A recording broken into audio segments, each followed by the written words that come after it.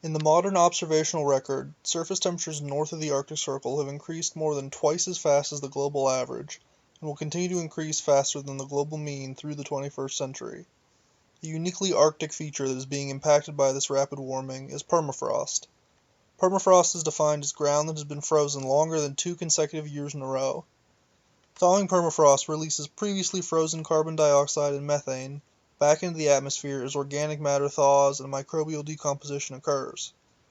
It is still uncertain the magnitude of the effect that thawing permafrost has on the global carbon cycle, but is definitely a positive feedback where more thawing releases more carbon, which promotes more warming and thawing.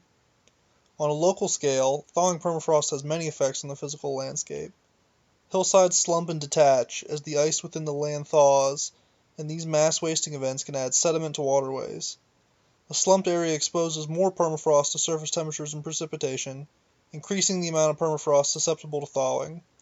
Subsiding land due to thawing is called thermokarst topography, and this type of thawing forms depressions in the land that often end up filling with water to become lakes or ponds. In the Bering Land Bridge National Preserve in northwestern Alaska, thermokarst actually serves to drain lakes.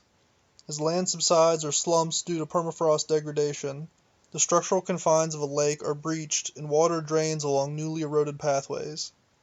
In 2018 alone, 3 square miles of lakes drained within the Bering Land Bridge National Preserve.